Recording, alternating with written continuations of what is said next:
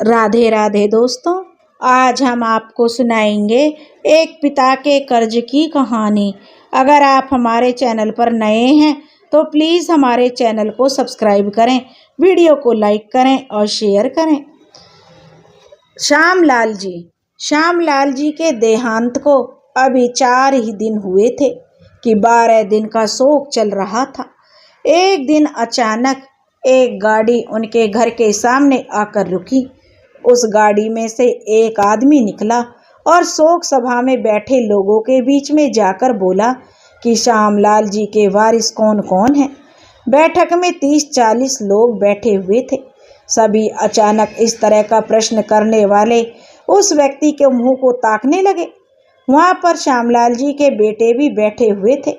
फिर श्यामलाल जी के तीनों बेटों ने हाथ ऊपर करते हुए कहा कि हम उनके बेटे हैं, कहिए आपको हमसे क्या काम था। तब वह व्यक्ति श्यामलाल के तीनों बेटों को गौर से देखता हुआ बोला कि आज से 20 बरस पहले श्यामलाल मेरे शहर में नौकरी किया करते थे। उस समय उन्होंने मुझसे कुछ रुपए उधार लिए थे। वह रकम ब्याज सहित अब 20 लाख रुपए हो चुकी है। आज मैं वह पैसे लेने आया हूँ।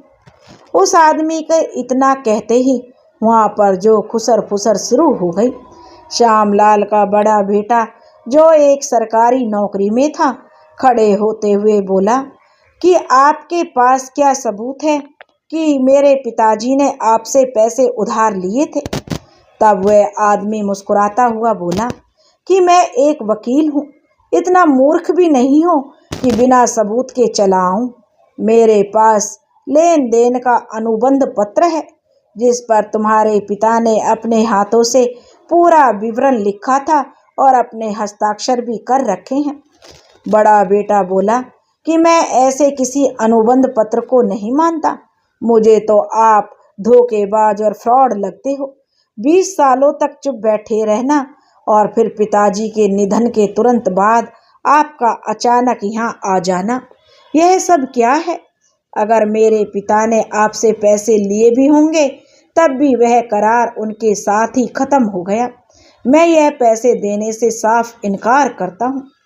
श्यामलाल का दूसरा बेटा जो कि ठेकेदार था, वह बिल्डिंग बनाने का काम किया करता था। वह भी खड़ा होकर बोला कि वकील साहब, आप जिन पैरों से चलकर आए हैं ना, उन्हीं पैरों से वापस चले जाइए। अगर आपको पैसे चाहिए थे तो पिताजी के जीवित रहते आ जाते। हमारे पिताजी ने हमें कभी नहीं बताया कि उन पर कोई कर्जा है।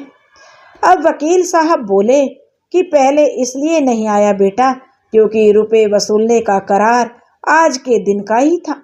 रही बात वापस जाने की, तो मैं आपको बता दूं कि मैं यहाँ कोई लड़ाई झगड़ा करने नहीं आया हूँ। यहाँ से चुपचाप चला जाऊँगा।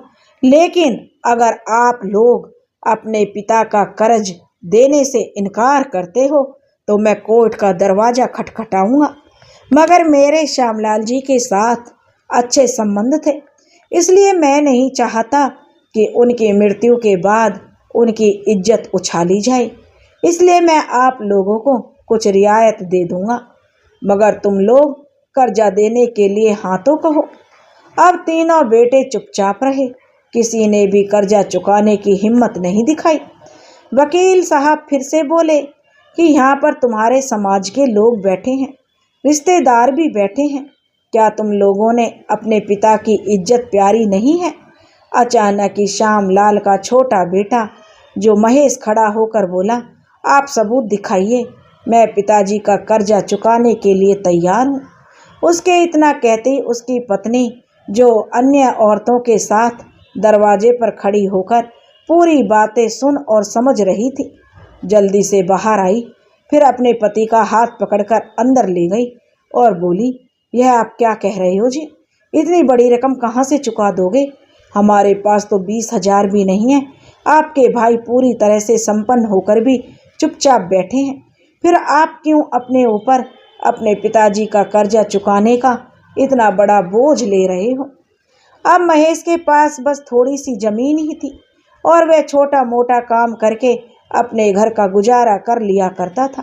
उसी में पति पत्नी किसी तरह अपनी जिंदगी गुजार रहे थे। महेश के दोनों बड़े भाई अच्छे सुखी और संपन्न थे और ऐसो आराम से अपनी जिंदगी जी रहे थे। एक भाई की सरकारी नौकरी थी, दूसरे भाई का अच्छा खासा कारोबार था।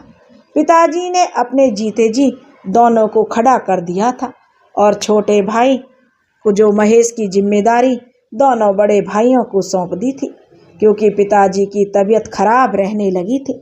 लेकिन दोनों भाइयों ने कभी भी अपनी जिम्मेदारी नहीं समझी और अपनी अपनी जिंदगी में व्यस्त हो गए। ना तो उन्होंने कभी महेश को कोई कारोबार कराया और ना ही कभी उसकी किसी प्रकार से आर्थिक मदद की। महेश ने भी अपने भाइयों से कभी कोई शिकायत नहीं की। ऊपर वाले ने उसे जिस हाल में रखा वह उसी हाल में मेहनत करके अपनी जिंदगी व्यतीत कर रहा था।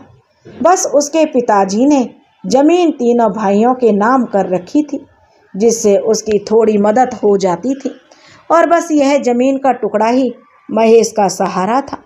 लेकिन अब वह जमीन भी उसके नसीब में नहीं बची, क्योंकि आज वह भी जाने वाली थी। महेश ने अपनी पत्नी से कहा कि मैं अपनी जमीन बेच दूंगा, मगर अपने पिताजी का नाम खराब नहीं होने दूंगा। महेश की पत्नी की आंखों में आंसू आ गए। वह आंखों में आंसू भरकर बोली, देखो जी, आपकी इसी आदत के कारण हम लोग गरीब हैं। भगवान के लिए उस जमीन को मत बेचिए। अगर जमीन बिक गई तो हम लोग भूखों मर जाएंगे। उसी के सहारे तो हमारे दिन कट रहे हैं। अब महेश अपनी पत्नी के कंधे पर हाथ रखते हुए बोला, तुमने हर सुख दुख में मेरा साथ दिया है। आज पिताजी की इज्जत का सवाल है। क्या तुम यह चाहोगी कि जीवन भर पूरे गांव के सामने मैं सिर झुकाकर चलूं? तुम हमेशा मुझे सच्चा मर्द कहते हुए आई हो, फिर आज तुम्हें क्या हो गया है? क्यों मुझे नामर्द बनाने पर तुली हो? इतना सुनते ही अचानक पत्नी के तेवर बदल गए। वह गर्व के साथ बोली, जी माफ कर दो, आप जाओ और पहले परिवार की इज्जत बचाओ। रही बात पेट भरने की, उसके लिए मुझे आपकी बाजुओं पर भरोसा है। आप हमें भूखे पेट नहीं सोने दोगे। फिर महेश डबल जोश में वापस बैठक में आ गया। अब लोग धीमी आवाज में खुसर फुसर कर रहे थे। वकील साहब मुस्कुराते हुए बोले कि अब भी पिता का कर्ज चुकाने के लिए तैयार हो या पत्नी ने तुम्हारा पेच कस दिया है? महेश मुस्कुराते हुए बोला कि वह एक मर्द की पत्नी है। वकील साहब, आप सबूत दिखाइए, मैं कर्ज चुकाने के लिए तैयार हूँ।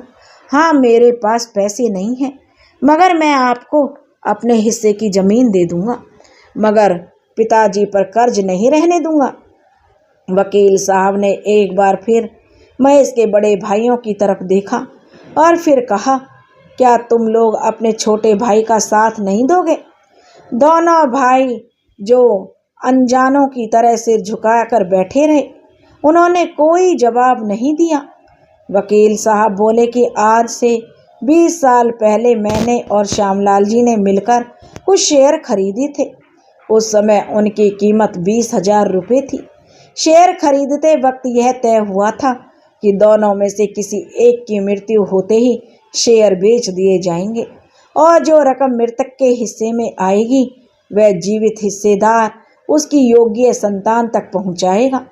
जीवित हिस्सेदार के पास उस समय के हालातों को देखते हुए यह पूरा अधिकार होगा कि वह हिस्से की रकम सभी बेटों में बराबर बांटे या किसी एक को दे दे।